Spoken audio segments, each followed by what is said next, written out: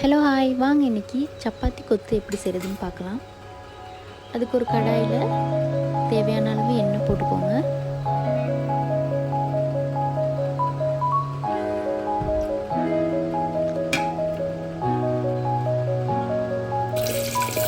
நறுக்கி வச்சுட்டு வெங்காயம் போட்டுக்கோங்க. ஒரு பச்சை மிளகா, நான் காரம் கம்மியாக ஒரு பச்சை இது வந்து வீடியோ கருவேப்பிலை போட்டுக்கோங்க.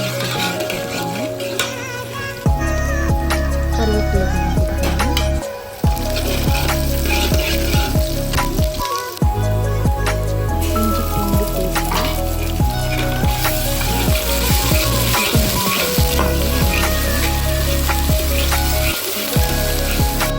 அடுத்தது நான் பச்சை பட்டாணி எடுத்திருக்கேன். பச்சை பட்டாணி கேப்சிகம் இருந்துச்சுன்னா கேப்சிகம் போட்டுக்கலாம். அது போட்டால் இன்னும் கொஞ்சம் டேஸ்ட் ஜாஸ்தியாக இருக்கும். அப்புறமா மிளகாத்தூள் கொஞ்சம் போட்டுக்கலாம். பெப்பர் போட்டு நல்லா வதக்கிக்கோங்க.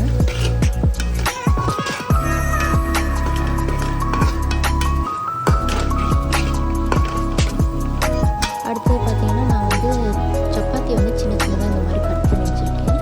சப்பாத்தி வந்து சேர்த்துக்கோங்க.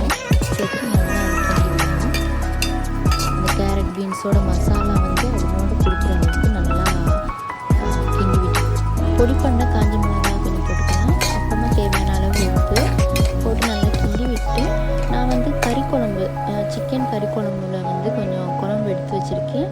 அதை நம்ம அதை ஊற்றி அதனோடு போட்டு நல்லா மிக்ஸ் பண்ணிக்கலாம். இது வந்து பிடிச்சிருந்தா நீங்கள் பண்ணலாம். இது போடுறதுனால கொஞ்சம் வந்து சப்பாத்தி வந்து இன்னும் கொஞ்சம் சாஃப்டாகும். அதனால் நான் போட்டுக்கிறேன். உங்களுக்கு பிடிச்சிருந்தா போட்டுக்கலாம், அப்படி இல்லைனாக்கா அவாய்ட் பண்ணிக்கோங்க. கறி குழம்போட கறியும் சேர்த்து ஆட் பண்ணிக்கிட்டிங்கன்னா இன்னும் டேஸ்ட் ஜாஸ்தியாக இருக்கும். அப்படி இல்லைனாக்கா நீங்கள் முட்டை சேர்த்துக்கலாம். முட்டை கேரட் பீன்ஸ் வதக்கும் போது முட்டை சேர்த்துக்கோங்க.